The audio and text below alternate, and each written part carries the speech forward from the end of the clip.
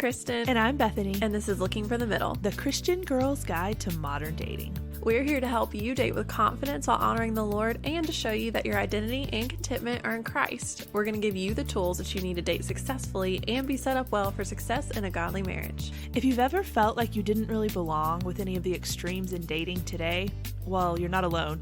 Neither did we. And that's why we're here looking for the middle. Hello, friends. Welcome to another episode of Looking for the Middle. We are so happy that you have joined us today. This is going to be such a fun and I think challenging conversation all at the same time, which we love those because then we get to be funny, but then we also get to talk about Jesus and the Bible and how we can somewhat apply it to dating. Doesn't talk about dating, but it applies. So it's going to be a good time. At the top, y'all know what's coming.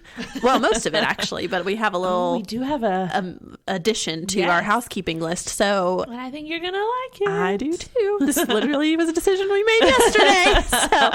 So, for starters, if you're not signed up for our newsletter, you should do that. It goes out every Thursday, the day after we release a full length episode, and it, kind of summarizes the episode if you haven't been able to listen to it yet. It gives you links to past episodes that are related. If we've mentioned anything in the episode about, I think a couple weeks ago, it was like YouTube videos we've been watching, books we've been reading, just different things that we think will be helpful or encouraging for y'all. We put all that in the newsletter. There's a Hallmark movie of the month. We're almost to the point where we're going to start doing a Hallmark movie of the week because it's almost Christmas. Only like 2 weeks. Oh my gosh. So you can go sign up for that either on our website, lookingforthemiddle.com, or you can go to our Instagram bio, and there is a button in there where you can sign up for the newsletter, which, again, if you're not following us on Instagram, you should also do that too. We are also on Facebook, so if you're not on Instagram, you get everything on Facebook that we put on Instagram, but Instagram is the place to be if you've got it. So we are storing on there.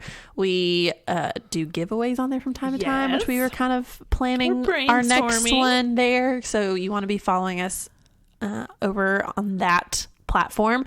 And also, now is a good time to follow us on Instagram because the last couple seasons we've done what we call our question episode of the season, where we pose a question to our Instagram followers and y'all's answers dictate basically the content of an episode that's based on that question, if that makes sense. So we've done like, if you would just blank, you wouldn't be single anymore. How do you fill in that blank, or how have people filled that blank in your life?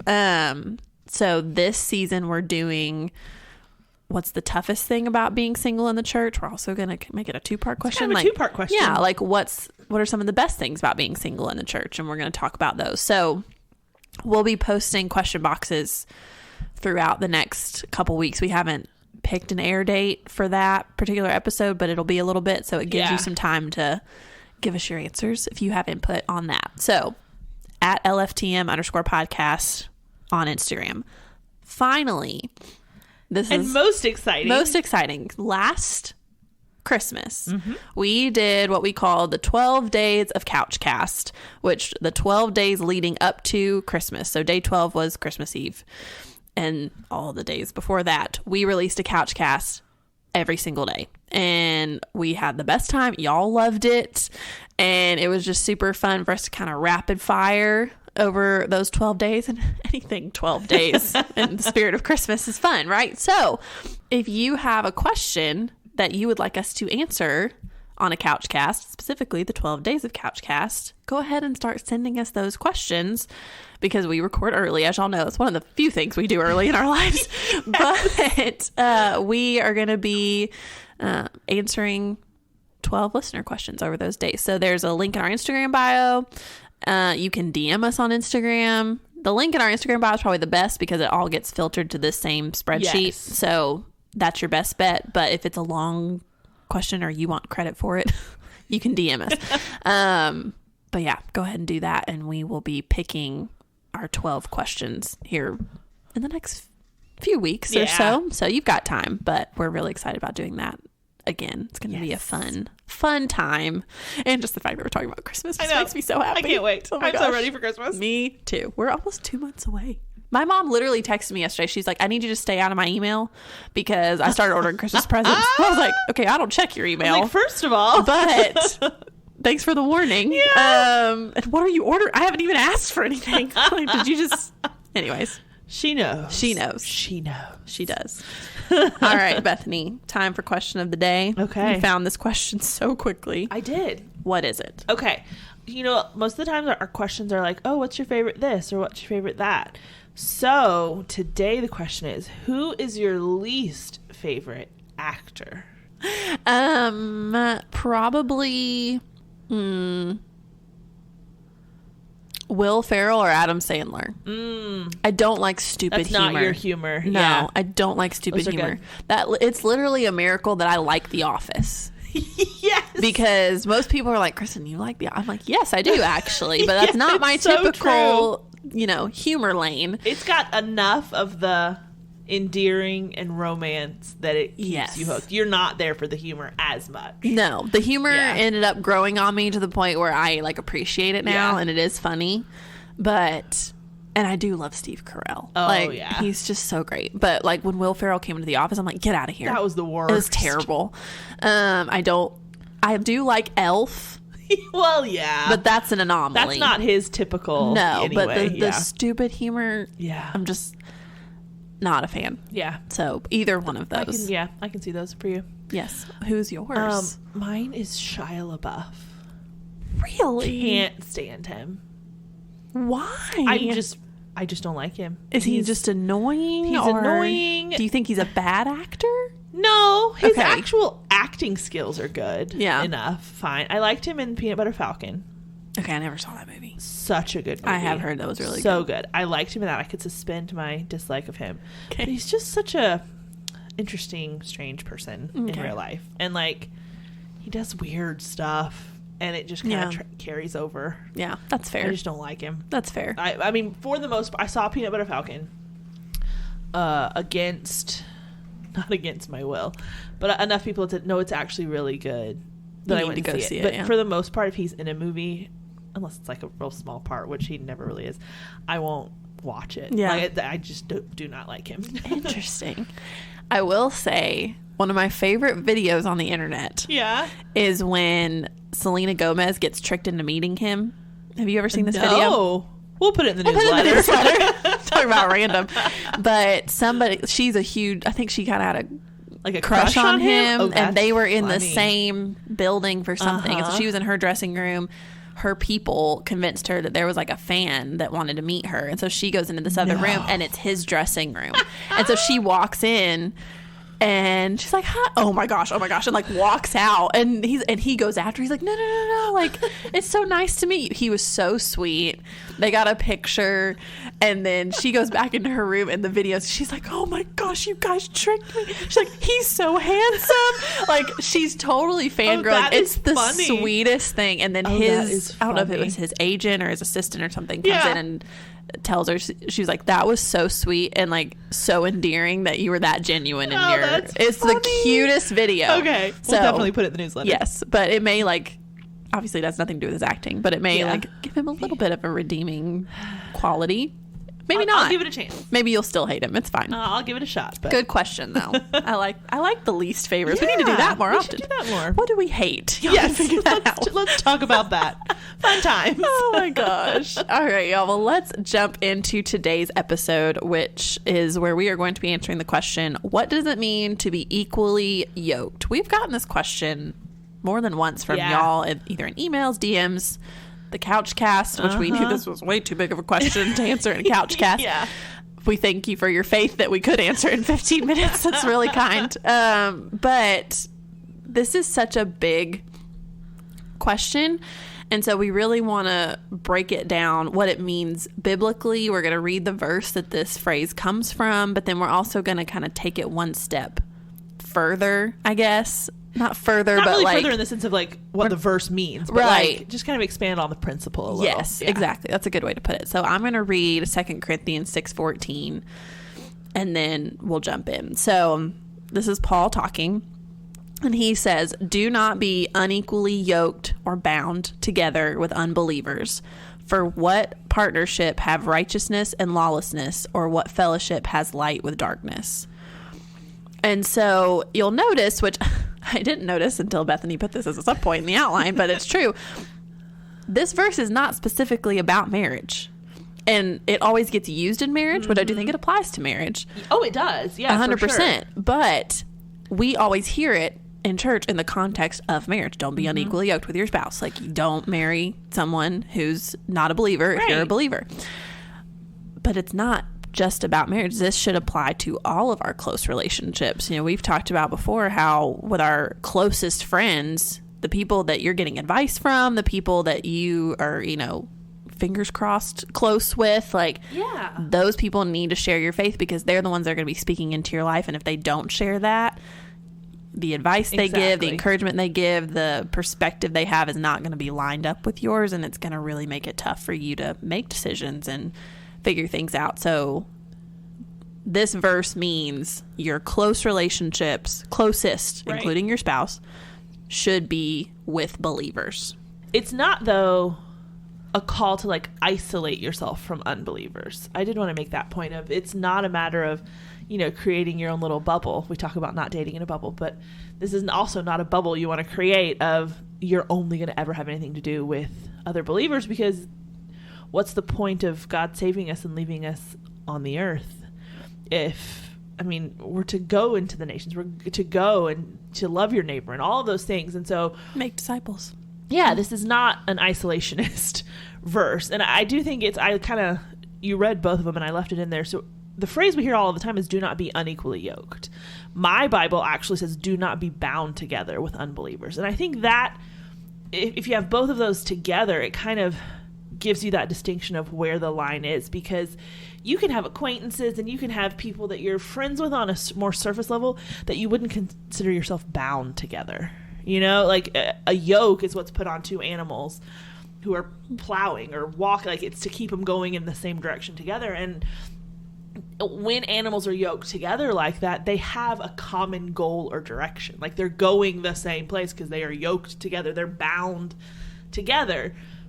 And as believers, our goal and direction is our sanctification and becoming more like Jesus. And close relationships with unbelievers where you're close enough to the point where you're like relying on them and they're meant to be that community that's helping you in that. If they're not going in the same direction, you've bound yourself with someone who is an unbeliever and they're not going to be going in the same direction. They're not going to be pursuing Christ.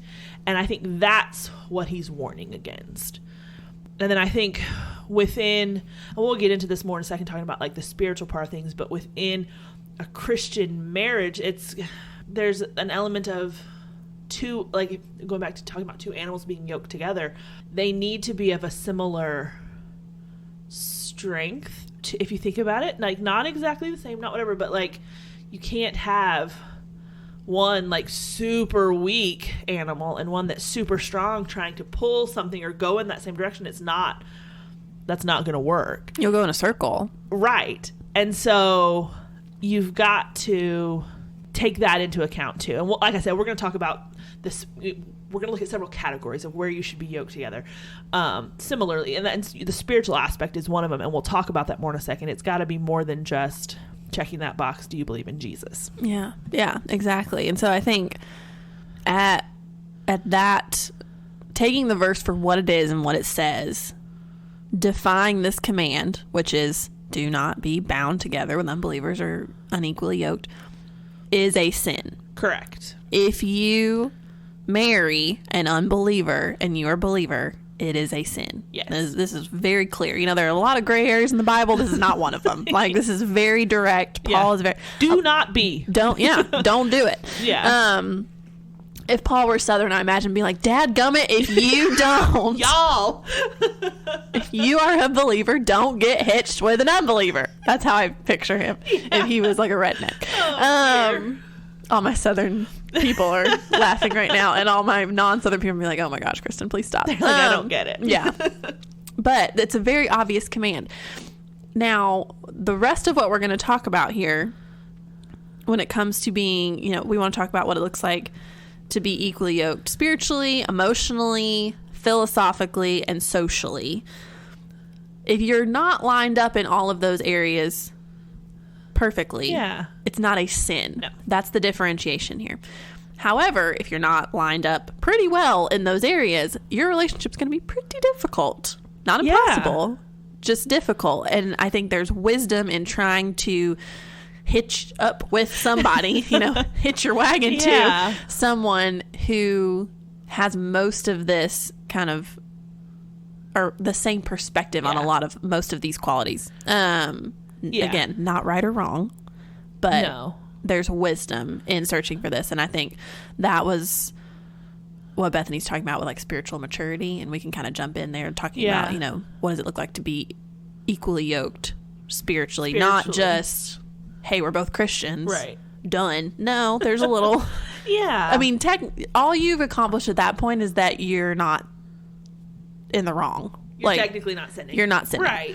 Which, good for you. Right. That's great. We're not, I don't want it to sound like we're downplaying this. I do want to point out too, like, we're about to talk about 4 different categories of things, and we are not at all trying to infuse meaning into the text. Yes. It says, do not be unequally yoked or bound together. And we're not trying to say, okay, here's what that means with all 4 of these categories. So hear us when we say that. We're not saying that 2 Corinthians 6:14 means that you need to be equal in these categories, or you need to be on the same page in these four different categories of things. That is not what it's talking about. It is specifically talking about believer versus unbeliever.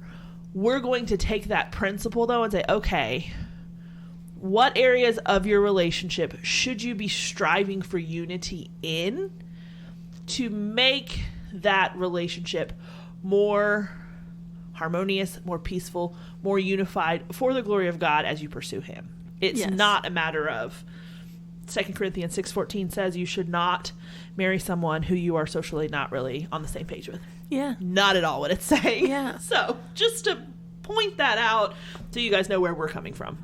I heard a quote one time that said, you are always either moving closer to God or moving further away from him. Absolutely. There is no just chilling. And so when you are equally yoked, as this verse says, you both have a relationship with the Lord. You both should be moving closer to him. Yeah. However, I think when you look at these, not really however, but when you look at these categories, I think the more unified you are, the more you're going to be going at that same pace. Absolutely. And moving closer to him. And because if you think about it, you realize, oh, we're not on the same page. What do? You stop and figure it out. Yeah. We gotta slow down here because we've got these things. Like if you realize you're on very different spiritual maturity levels, or you realize, oh, he wants kids and you don't, like, you don't say, okay, we're just going to keep steaming forward. No, you slow down. Because we're both Christians. Yeah. So why not? No. Like that's not, You slow down. Mm-hmm. And so you may still be moving closer to the Lord, but the pace changes. And so if you can, okay. Yeah. So if you can figure out, okay, let's make sure we are unified as much as we can be, that's going to make that pace a little easier to keep with each other, if that makes sense. Yes. Oh, it totally does. So let's start with the first category here is spiritual. And like we said, this is a matter of saying, okay, we have checked that box that we're both Christians, but this goes a little bit past that. And I think once you have checked that box and a lot of times people say, oh, you just need to find someone else who loves Jesus and get married. And you're like, okay, which I think it's like, you make that sound so easy. And I think it's a little oversimplified sometimes, almost to, I don't want to say a dangerous point, but a detrimental point to where it's like, no, there's more to that. And so I think that's what we want to think of everything else we're about to talk about here from the standpoint of, okay, we have checked that box of we are both Christians. Now what? What other things should we kind of check off as we're moving towards marriage? We have said we're both Christians, so it would be considered lawful for us to get married. But would it be good? Would it be wise? Would it be the best decision? And the rest of these things are going to kind of fill out that picture, if that makes sense. Yeah.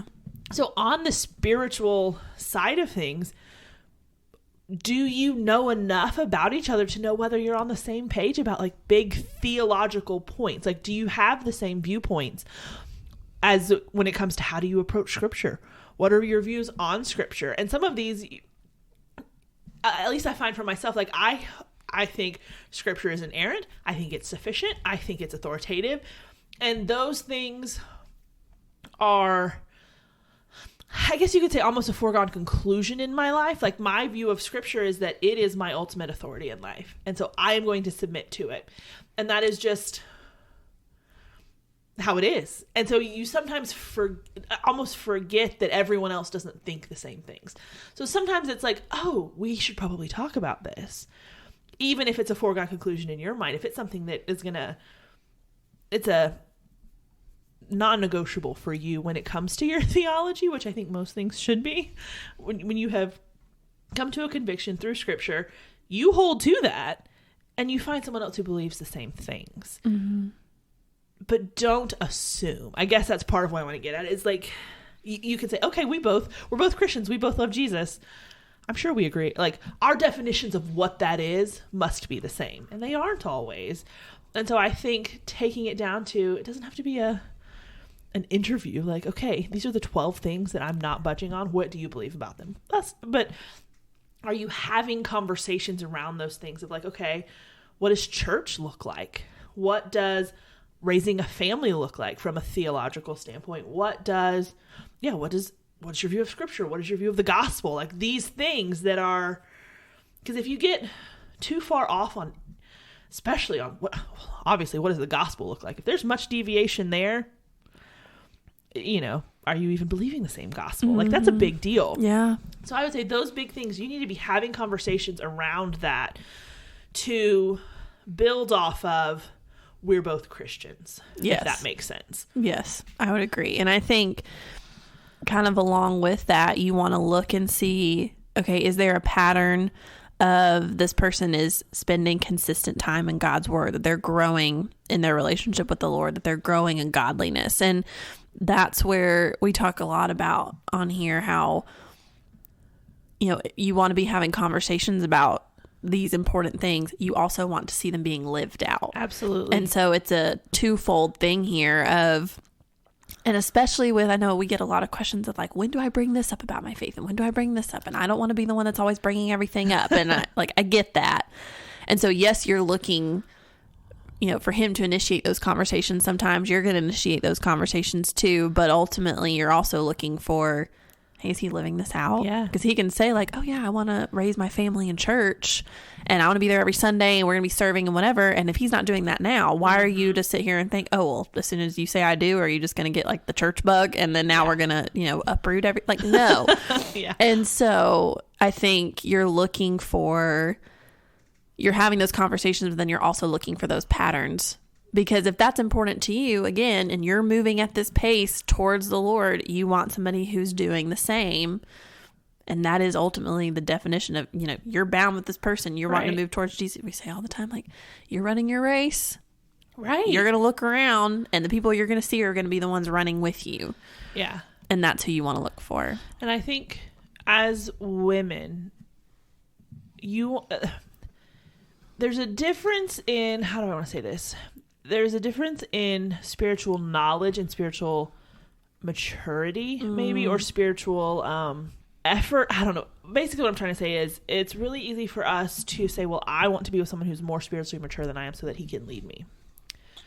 And I get that. I've said that. Like, I understand. And I think there's wisdom in that idea of you're looking for someone who is spiritually mature who can lead you.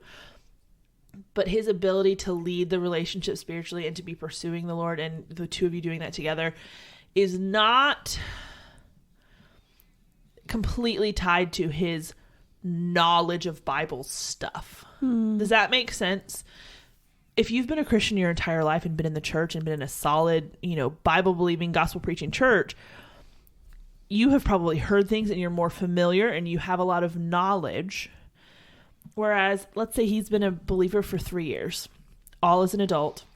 He's like retraining a lot of thought patterns. He's retraining a lot of things, but there is a genuine, the Lord has changed his heart and it is genuine and sincere and he is pursuing the Lord and he is in his word. He is growing and showing a great deal of maturity for where, like, he's moving in maturity. Like, the Holy Spirit is obviously leading and convicting him.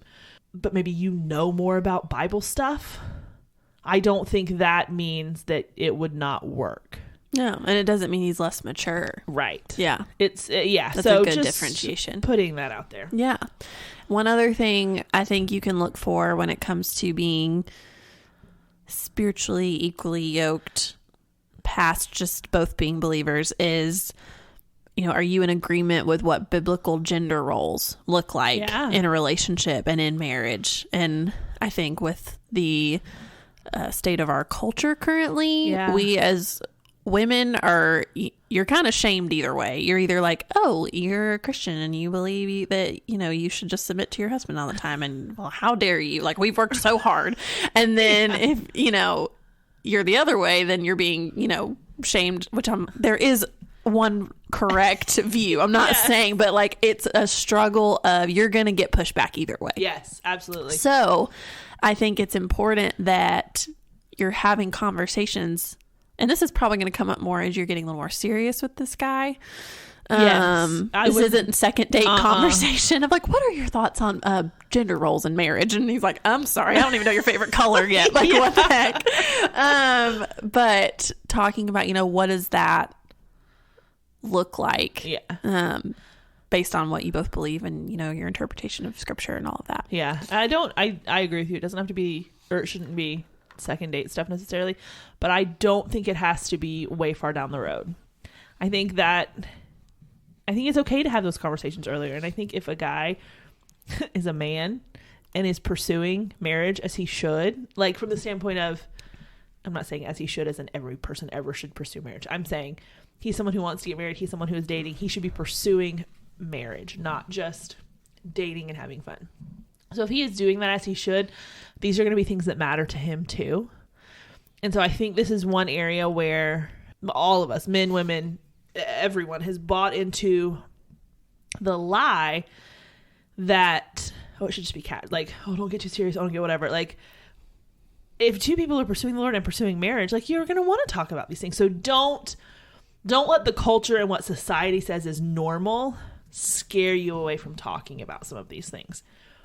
With that being said, though, I wouldn't bring it up on a second date either. Yeah. I don't think it has to be 2 months. Yeah. There's a balance there, and I don't think you have to just go with what the culture tells you is normal and acceptable on that. One thing I will say, though, about talking about gender roles, I dated a guy once who I have zero doubt he's a Christian, like, at all. So were we equally yoked, like, according to that verse? Yes, I think we were. We could have gotten married and it would not have been sinful. However, this whole idea of gender roles is something that we differed on, in that, y'all know we talk about it plenty. I absolutely think wives should submit to their husbands and they should defer in a lot to their husband's leadership. I don't think that means whatever he says goes, period, no matter what, no questions asked. And I think that that's not what he said either, but like it was implied. It trended more towards that, and definitely caused, there's some ripple effects of what that looks like in a relationship, in a marriage, in a family, as you have kids, like that. There's some ripple effects to that. And that was something where I was like, okay, I'm not okay with where this is going. And it was more of a kind of a contributor to the end of things. And so that's just kind of an example of, if we had gotten married, would it have been sinful? No, I don't think so. Not according to this one verse. Would it have been sinful in the fact that I knew I was going against like what my conscience was telling me in that? Yes. But when it comes to, were we yoked equally as far as both being believers? I believe we were. But the wisdom issues then past that, that's where that came into play. Well, and one thing I want to point out here, and y'all know I'm not a feminist, so hear that before I say this. I'll vouch for her. She's not. Yes, thank you. I am 100% on board with, I believe, and I am in 100% agreement that wives, our role as a wife is to submit to your husband. He is the authority in your family. I am not downplaying that. I don't disagree with that. Am I going to have more trouble than I think? Sometimes, probably. Because in theory, it's like, oh, this will be so great. Somebody will lead me, until someone leads you in a direction you don't want to go. And you're like, never mind. I like making my own decisions. Well, yeah, it would be easy. It is easy and it is perfect if your husband was perfect. Exactly. You know what I mean? Like, this is God's ordained order for the family. Yes. And so it is perfect. Right.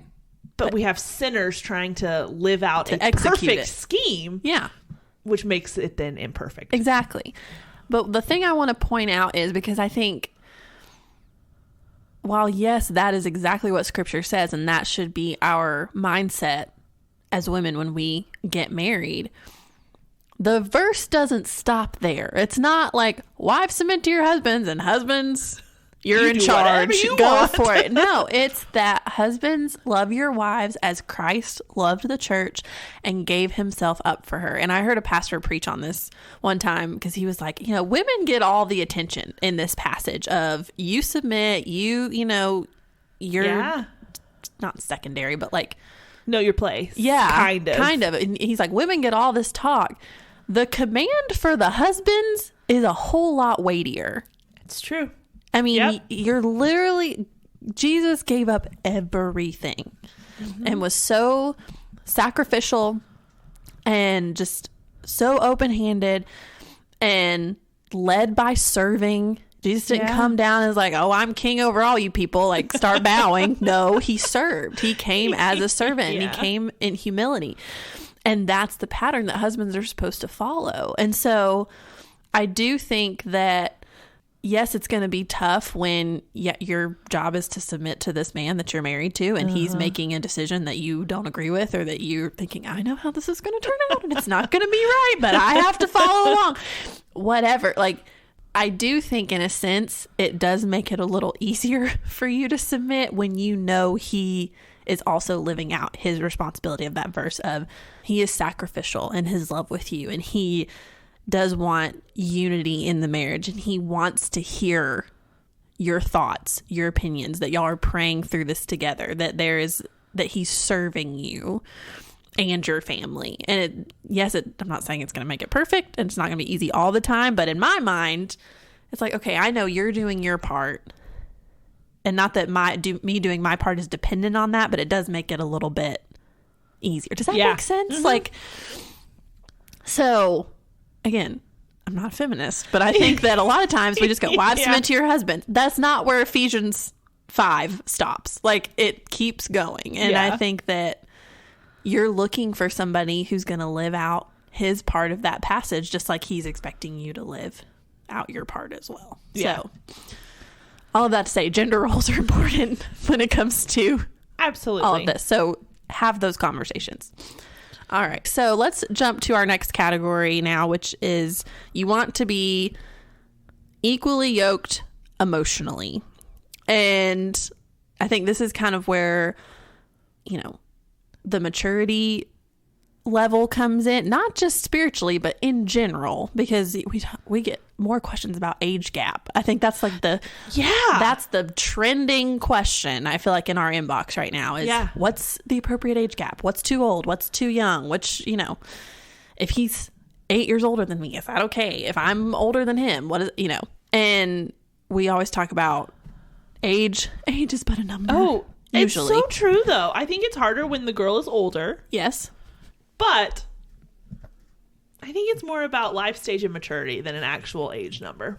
I 100% agree. And so when you're looking at, okay, do we line up emotionally, maturity level is a big part of that. And I think with life stage comes life experience. So you could even technically be the same age, but if you've been living on your own for a while and you've been super independent and he's been taking a different path, whatever that looks like, or vice versa, your maturity levels may be different. So even though your age, from a culture standpoint, like, oh, this is perfect, your maturity levels may be different. And that could make things a little tough. Again, not impossible. And it's not wrong, but it's just something to keep in mind of, hey, do we view the world through the same lens of maturity? Yeah. Because I think that's going to affect a lot of your communication, how you handle conflict, which we're about to talk about, how you make decisions, how you think about the future. All of that is going to filter through your maturity level. So I think that's the first thing you figure out. And then secondly is knowing how you each process conflict. I'm not saying you both have to process it the same way. No, and I think that's a key thing to point out. And I want to like kind of drive that home of like if you don't handle conflict the same way, or you don't approach it, or you don't view it, that does not mean this isn't going to work. And we're going to kind of talk about communication in a minute too. And like, it's the same thing with that of like, it doesn't have to be the same. Equally yoked or, you know, compatible in those things does not mean identical. But it's like, how do you process it? Are you mature in how you look at it? It doesn't have to be exactly the same. Sorry. Yeah, no, you're exactly right. And I think that the first thing you figure out is, okay, do we handle it similarly or differently? And what does that look like from a practical standpoint? Yeah. If we handle it the same, that doesn't even necessarily mean it's a good thing. If y'all are both like, y'all both have tempers and you go off the handle when you're both mad, you're going to need to figure that out. Or if you both avoid conflict on the other side, and you both avoid it, you both shut down. Yeah. You're going to have to work through that. If you handle it where one of you is really comfortable with conflict and has no problem talking through it, and the other one of you, me raising my hand, is a little more hesitant, you're going to have to figure that out. You may be one of those couples where one of you thinks every hill is a hill worth dying on, and the other one thinks that there are very few, you know? Yeah. And that's what you've got to figure out. But ultimately, I think something I've learned recently is that it's not as much that you have to handle conflict the same way or that you have to agree on everything. It's just when you disagree and when there is conflict, do you know how to approach it in a healthy way that works for both of you? Yes. That's going to bring resolution, that's going to, you know, allow both of you to be heard, to be able to process. And can you flesh that out? Yeah. Not, oh, we agree on everything or we handle this the exact same way. Yeah, I think this is an offshoot too of that spiritual maturity of saying, okay, everyone handles conflict differently and everyone, their own sinfulness gets into the mix here of their pride and their selfishness when it comes to wanting to be right or wanting the argument to go their way or whatever it is. So it's a matter of saying, okay, that do you have the spiritual maturity to say, okay, but more than anything, we both want to honor and glorify the Lord in this conflict and in resolving it, and not let it be something where our pride and selfishness run rampant. And if you both have that, then I think you're better off. It's not a matter of saying, okay, we handle this all the same, and so our relationship success is hinged on whether or not we have conflict. It's how do we handle it? You're going to have conflict. I don't care how well you get along with someone. There's going to be conflict and strife along the way. But how do you deal with it? Yes. And I think it's the same thing with communication, like we were saying. You're going to have your own style, your own preferences. There's going to be differing maturity levels in being able to communicate well. But and communication and emotional, like that's not the same thing. But I think it just kind of fits here of, do you both have the overarching idea that you want to honor the Lord with your communication? Because communication is a big part of conflict. And if you do you consistently remember that in the midst of your communication and conflict? Or is it a matter of after the fact being like, oh yeah, my bad. I'll remember next time that I should be wanting to honor the Lord. Yeah. Where do you see the maturity level in that is kind of, I think, the biggest thing. Yeah. And remember, I think something that's so key to keep in mind when there is conflict is you're on the same side. Absolutely. And I think that it's so easy when you're in conflict to assume that you're on different sides of things. And it's like, no, we want the same thing. We want this relationship to work. We want to, you know, if you're having the marriage conversations, like we want to get married. We want to spend the rest of our lives together. We want to build a family together. The goal is the same. The reason you're arguing is because you think you've got to get to that goal a different way. Yeah. or that, you know, something didn't go the way you thought it would and it went his way instead or whatever. And that's why you're butting heads. But the goal is still the same. So if you can keep that in mind, exactly what Bethany just said, your goal is ultimately to honor the Lord, like this relationship. And if it's turning into marriage to be a reflection of Christ in the church, like that is your goal. Your goal is to become more sanctified, to become more like Christ, and to grow closer to the Lord, grow closer to each other as you do that, and help the other person grow closer to the Lord. And so when you keep those things in the forefront of your mind, it really kind of, you know, helps keep your perspective in the right place. I was listening to Lisa Bevere posted something on her Instagram the other day of, it was a little clip of her speaking, and she was talking, she's like, who in here has fought with their husband? And everybody kind of laughs. You go, because it's this women's event or whatever, and everybody's hand goes up, and she was like, oh, I fought with my husband. She's like, you probably haven't fought with my husband, but I fought with my husband. And she's like, there's so many times that I'm in arguments with him, and I know in my head, I'm like, okay, I know if I say this, then I'll get what I want, or I know if I say this, this will really kind of grind his gears if I say this. And then she's like, but then I think, all right, Holy Spirit, like, what do you want me to say? And she's like, the first thing that pops in my head is like, hug him. She's like, I want to hug him. Like, that just deconstructs everything. You're like, I don't want it. We're fighting. I want to win. And it's like, no, the goal is not to win. Yeah. The goal is unity. And yeah, there's going to take some compromise. Yeah, you're not always going to get what you want. Yeah, it's going to be tough. Yeah, that doesn't mean this is the last fight you'll ever have. But the goal is to honor the Lord with how you handle conflict, with how you communicate, with how you know, relate to this other person. And if you can both keep that in mind, that unity is going to get established. Even when there are bumps, you're slowly inching towards unity, even in the conflict. That's a good point. I agree. Thank you. The last question that we would encourage you to ask when it comes to figuring out if you're emotionally equally yoked is, are you in a similar place of emotional health? And all I mean by that is, does one or both of you still need to do some healing from past either relationships, hurt? Because all that you've endured in your life, you're carrying into a relationship. Now, I'm not saying you're going to go in with zero baggage, because welcome to being a human. Yeah. It's just part of it. But if you're... Are you kidding me right now? Y'all, there's somebody with a leaf blower in my breezeway. We won't have this problem in 3 weeks. You're on like the third floor. How could there be? They come and blow. Like, you would be surprised. Really? Yes. Okay. Wow, that's annoying. It is. Do we just power through? All right, so y'all are just gonna have to excuse the leaf blower in the background.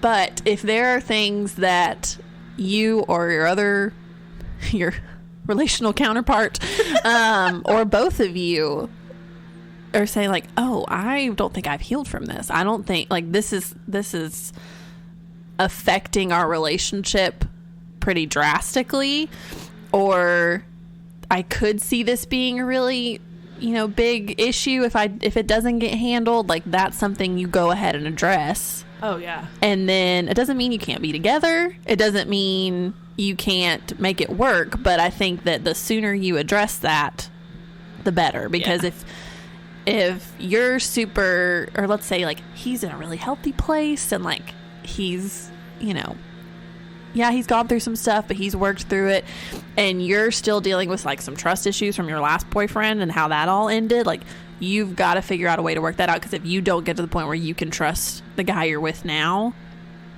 you're gonna get stuck, and you're gonna have, you know, again, this isn't a right or wrong thing, but this is a wisdom thing. This is a level of difficulty thing that you've got to think through. Well, and the Lord may be using this guy that you're dating now to show you that you can trust. And so it's not, and I know this isn't what you were saying either, but it's not a matter of, oh, well, this issue, or I have this baggage, or I have this thing, so we need to break up so I can figure it all out on my own. That's not the point. No. Because like you said, no one's going to come into something completely free of any sort of relational hurt, whether it be romantic or otherwise, because we're all sinful human beings. And we all have hurt people, and they have hurt us. And so it's a matter of saying, okay, I know that I need to be able to trust my future husband. And so are we making progress and moving towards that? Yes. Agreed. Okay, so then let's move on to like what we have labeled philosophical similarities that you should probably have with someone you're looking to marry. First one, big one, kids. And this, I think, goes back to spiritual too, because I think there's a theology of having children. Like God talks about having children and that they are a blessing from the Lord and like all those things. And so it's a matter of how do you view what the scripture says about children. But there are some questions I think you need to talk about and ask to see, are we on the same page here? Because if you're not, they could cause some major issues down the road. First question, do you want to have kids? Second question, if yes, how many? Like, I think you were joking before we started, because if you want to have 8 and he wants to have 2, there's going to be some conversations that need to happen. How do you want to raise them? What does that look like? What do you think is the proper way to raise children? And y'all need to be on the same page about that, because this is an area where once you're married, your husband is the head of your family. And this is an area where at that point he is God's authority in your life. He is a God-given authority in your life, and you should submit to his views on that. If he says we're going to raise our kids this and we're going to do this and do that, if you don't agree from a scriptural perspective of like, oh, hey, I think God's word is really saying this, then obviously talk about that. But at the end of the day, he is the authority on the decisions made about how you raise your children. And if you know right now that that's not something that you could get behind and submit to, is there a point in pursuing marriage if you've discussed it and neither of you is moving on that, I guess? Then I think you need to think about that. Same thing with how do you want to discipline them? If you're not on the same page, I think that can cause some marital strife. Now, am I saying that you shouldn't get married if that's the only thing you disagree on? No, I don't think. Yeah. I think it depends on what the disagreement is, how much you've talked about it, and all those things. But maybe it is. Yeah. I don't know. It might come to that point. And then last thing is, how do you want to prioritize them? I am of the firm belief that even after you're married, your spouse is your top relational priority, earth side, from a spiritual standpoint. Obviously, your relationship with the Lord usurps that. But here on earth, your spouse should still be the most important. I don't think the kids should be the highest priority in a family. I think they should see you love your spouse, and they should see that your spouse is the most important. And that is how you raise your family. Not everyone has that same view. And if you are at differing places on that, that's going to be a major, major, major point of frustration, let's say, for your relationship and then for your family too. Yeah. Like, that's going to be really confusing and tough for kids as well. Yeah. I've heard it said that I've really got to start paying attention to who says all these quotes, because I remember the quotes. I don't remember the people who said them. But it was a pastor, and he was talking about like the best thing you can do for your kids as you're raising them is show them how much you love their mom. Oh, I completely agree. I've heard the quote too, but I've no idea who says and I just loved that, because I think that's why my mom didn't want kids, because her parents prioritized them over their marriage, and my mom wanted a good marriage. And so in her mind, it was, if I have kids, I can't have a good marriage, so I don't want children. And then my dad's like, well, I want 6. And I basically just want you to start popping them out as soon as we get married. So they were on very different pages. But they talked about it ahead of time. Yeah, and that was a big conversation for them in premarital counseling. Yeah, okay. Because their pastor was like, we don't need to sort this out. Let's talk about this a little more. Y'all, I know you've only been dating for 3 months, but this is kind of important. I forget about that with them. Oh my gosh. Yeah. Yes. Oh, and so... and they worked it out. They ended up having 5 children, and they have a great marriage. So that both were possible, but they had to figure that out and talk about it beforehand. Yeah. Because with them, the issue they thought was the issue wasn't the issue. It wasn't exactly that having kids equated to a bad marriage. It was, how do you prioritize them? And so that may be some of the things here with some of these apparent disagreements, is that maybe they aren't really. Maybe you're disagreeing about a symptom, not the cause. Yeah. Well, and what ended up happening was, because they joke about it now, but my mom would be like, she's like, your dad just wanted somebody to have his kids. Like, dad wanted to be a dad before he wanted to really be a husband. And my dad will say now, he's like, your mom has taught me how to be a good husband. And a lot of that came from they waited 5 years to have kids. And they worked on their marriage before kids came into the picture. And so, like you said, they had different kind of initial goals. Right. And then, but what the issue wasn't really actually the issue. And then they worked through, and it worked out great, but it wasn't without a whole lot of hard work and a lot of conversations and arguments and all of that they had to work through. But that's what we're saying here is like, when you don't line up on these perfectly, it's not impossible. And these aren't things you can't work through, talk through, come to an agreement on after some, conversation and counsel and all of that. But it is important that you do get on the same page. This is not a get married and ask questions later kind of thing. It's let's figure this out before we move forward. Exactly. Another thing I think it's important from a philosophical standpoint is how y'all view jobs and your work. Are you clear on what each other's expectation is for that? Are you both going to work full time even after you have kids? Do you want to be a stay-at-home mom, or does he want you to be a stay-at-home mom?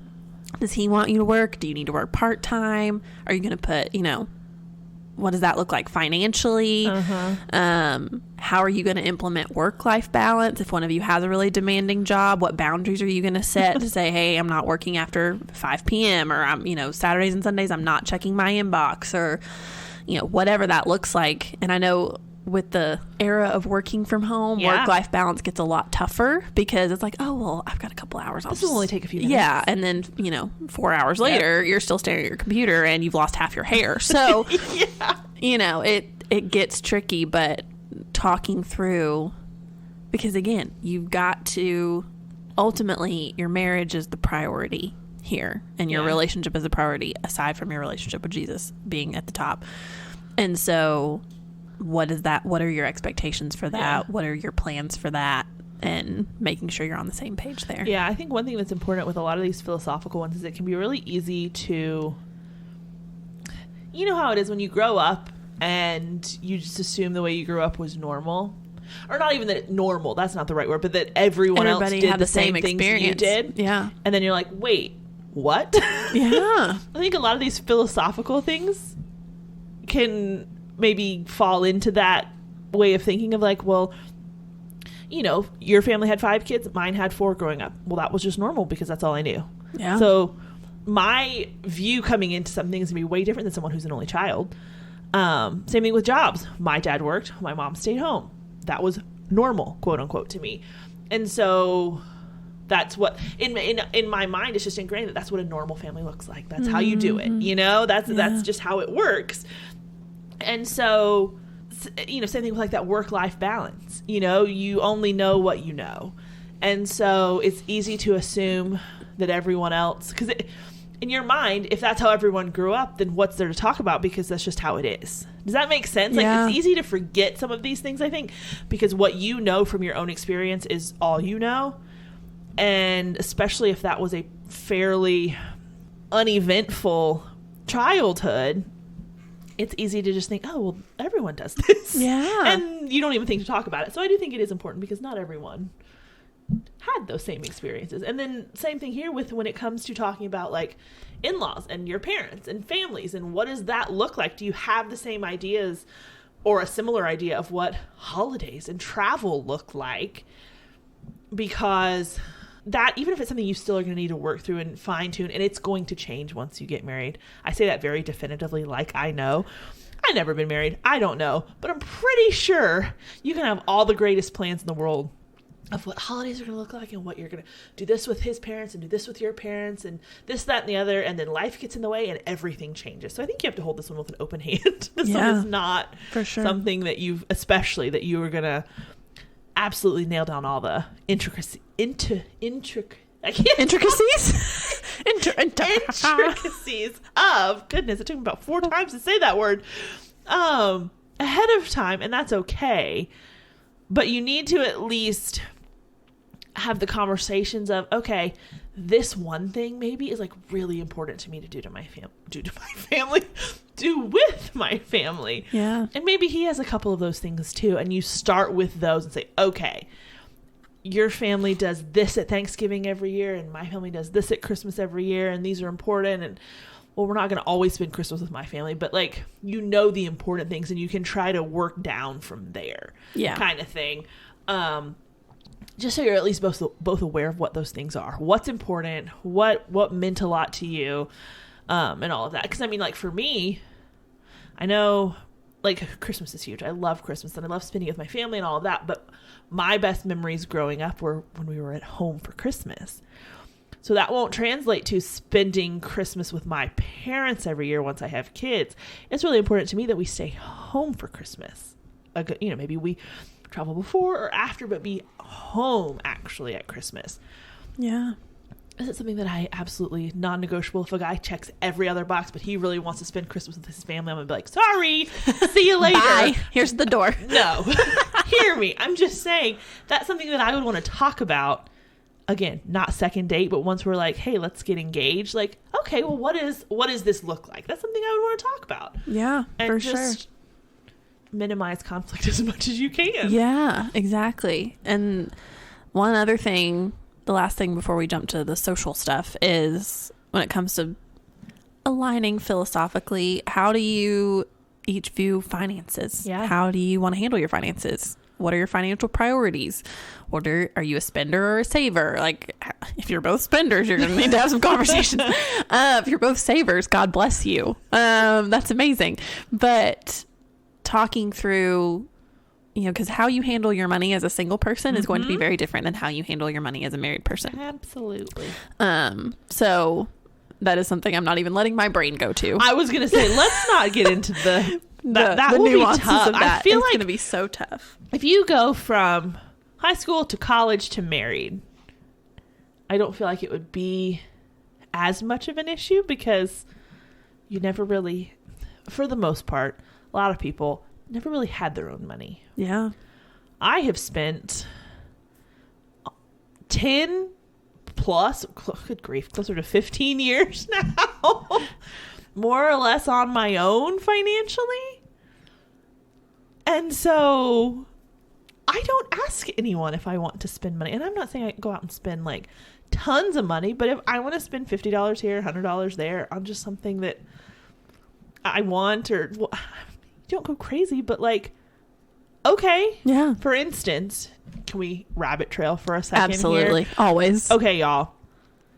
Growing up, I loved my American Girl dolls. Okay. Okay. Yes. I saw you posted about this the other day. Okay. So loved them. I had one, maybe one, but I played with them. Melanie played with them. She had like all the stuff. She loved them. Never really kept them in that great a shape, whatever. Well, I've always wished I had kept them in better condition for posterity's sake, you know? Yeah. Well, I saw something a few weeks ago that it's the 35th anniversary of American Girl. And so they have brought all of their original dolls back for a very limited time. Ooh. I always wanted Samantha. Oh, growing up. Always wanted that one. Never had it. Like, I mean, I still have. I have all of the original books. Wow. For all the dolls. Oh Samantha was my favorite. Loved her. And so I was like, oh my word. So I clicked on this link. I went to the thing. All of the original dolls were already sold out except for Samantha. It's like it was made for you. Right? Oh my gosh. And so I'm like, I've always wished I had that. It was $150, which is a lot to pay for a doll. Right. But nostalgia. Go with me. Yeah. I wanted the doll. It was $150. I had the money. I bought it. The end. Yeah. Like, there wasn't a, like, let me call my husband and nope. tell him I want to buy a $150 doll. Like, no, it's fine. And this is a me thing and a sin issue on my part that I know will have to be dealt with. My own pride of like, I'm an adult. I don't have to ask. Like, excuse me. I know that's going to be an issue. Future husband, if you're listening, really sorry. Bear with her. I'm really going to have to rein that in. And I think it's partly, I'm not justifying my own sin, but I know it's partly because I have been on my own for so long. And I'm like this, no, you're going to tell me what to do? Yeah.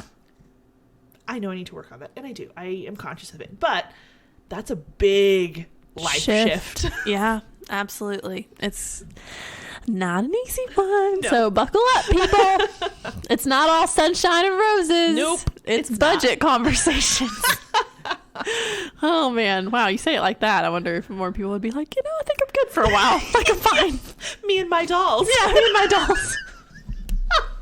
That's worse than me and my cats. It is. Oh my gosh. Totally you just have one though. I just have one. That's fine. You're not a doll lady. I'm not. I left it in the box. There you go. Because I wanted to stay in like pristine condition. Look at you. Whatever. So, but I looked at it for a while. I'm sure.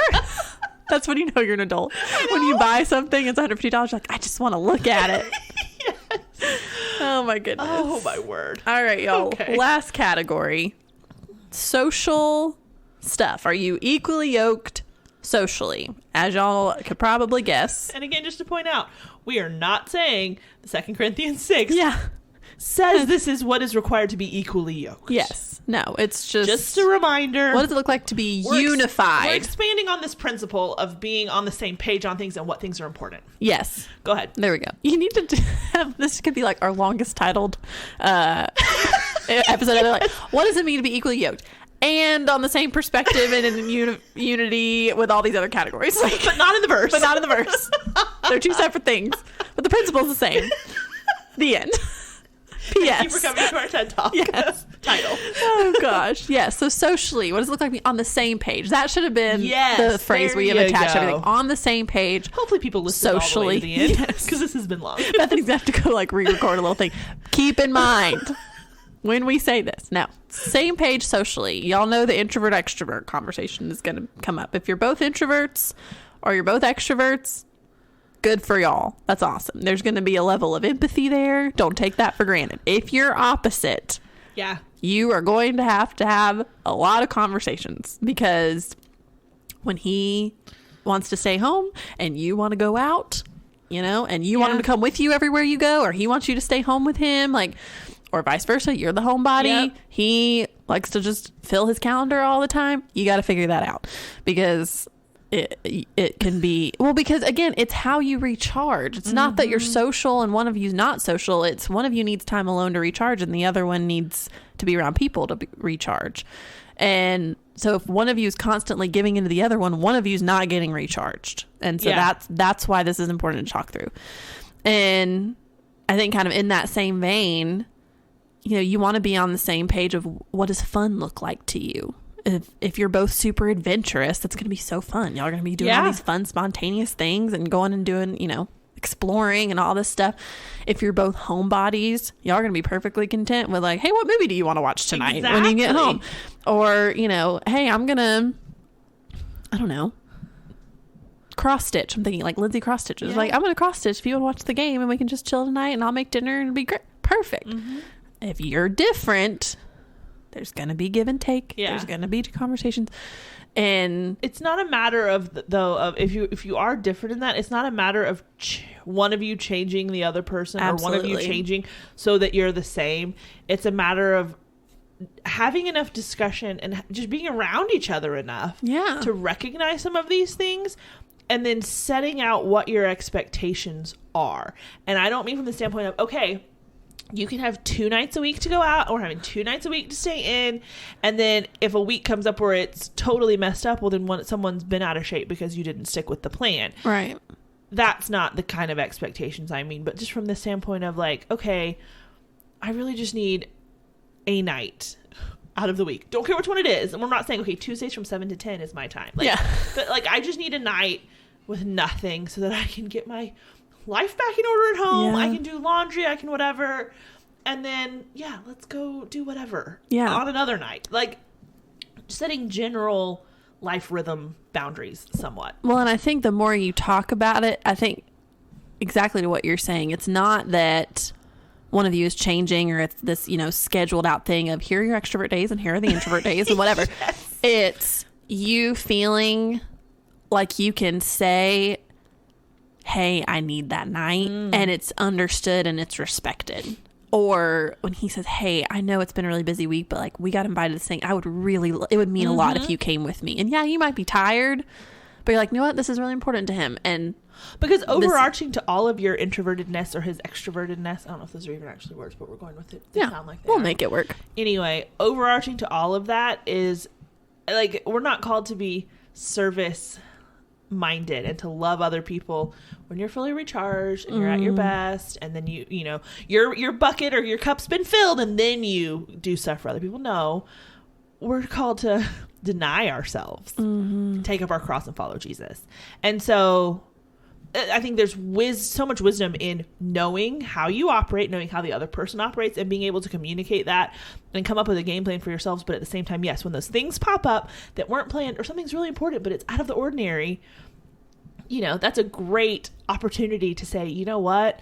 I care about you more than I care about myself. I would love to go, even though I'd rather be at home on the couch with ice cream, watching a movie, you know? Exactly. And you do it joyfully, and you're not holding it over him. And there's no, well, I did this last week, so you have to do this week. Like that kind of thing, you know? Exactly. And then another one kind of along those lines, I think, is talk about, like, what are your views on hospitality? I personally love entertaining in my home. Having people over, it doesn't have to be fancy, it doesn't have to be formal, but that's something that's important to me. That's something that I really enjoy. I think it's kind of my half introvert, half extrovert self. Like, I love having people around, but they're in my house. Yeah. Does that make sense?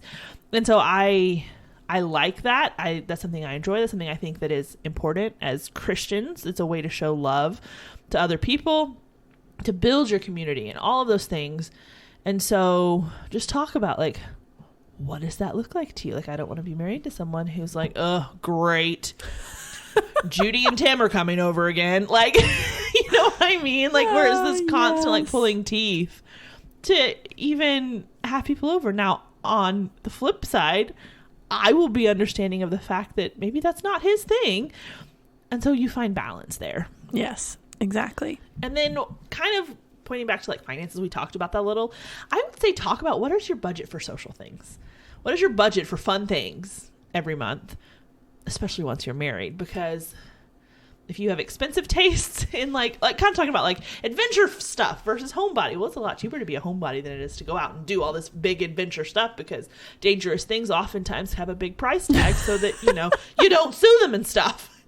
Anyway, just having an idea of, like, what that looks like, especially if you're the homebody who doesn't spend a ton of money, and he's the adventure seeker who does, which I think does probably fall a little more along gender lines. You know what I mean? Like, I think girls are going to tend to be the more homebody ones a lot of time. Not always. Don't come at me with whatever. I'm just saying, I think that is probably how it goes a lot.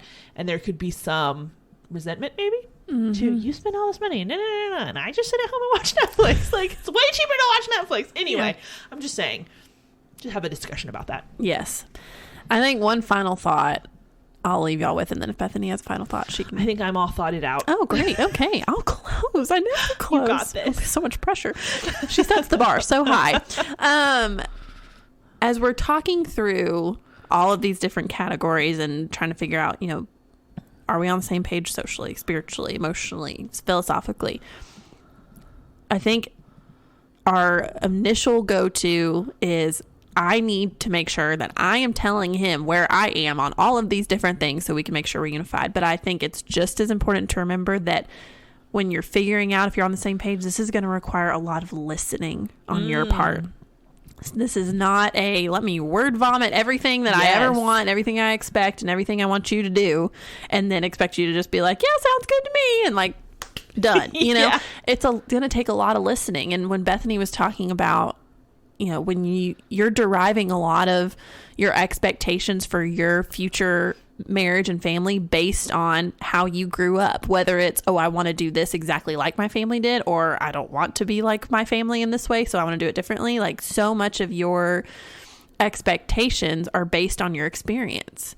And so the same's going to go for him, and you're not going to understand that if he's had a different experience than you, if you're not listening. And so I think it's super important that as you're having these conversations, as you're figuring out, okay, yes, we're equally yoked, yes, we're both believers, but then beyond that, are we on the same page in these different qualities? Giving him space to talk, asking questions, and just sitting there and taking in information and not feeling like, oh, I've got to respond to this, or I've got to refute this, or I got to let him know I don't agree with that so we can figure that out right now. No, this is an ongoing thing. But creating space for him to share what his experiences are, what his expectations might be, so that you can come from a place of listening to understand, not listening to respond. So, and listening to look for ways to compromise. Yeah. Listening to look for ways to give of yourself, to be selfless. Yeah. And willingly and joyfully, not waiting for the day that he has to do the same thing back. Yeah, exactly. Yeah. Exactly. So I think we'll wrap it there, y'all. We'll leave y'all with that. Thank you so much for joining us. We hope that this conversation has been helpful and encouraging for you. If it has, we would love for you to share it with a friend. We love meeting y'all's friends and hearing that y'all are telling each other about the podcast. It's always so fun for us to hear. So do that. And I got really bossy all of a sudden. Go do that. And don't forget, if you have a question you'd like us to answer in the 12 days of Couchcast, go to our Instagram bio. There's a Couchcast form there, and send us that, and we will start deciding on those real soon. So we will talk to y'all soon. I always want to say we'll see y'all soon, but we won't. We'll talk to you soon. But until next time, I'm Kristen. And I'm Bethany. And this is Looking for the Middle.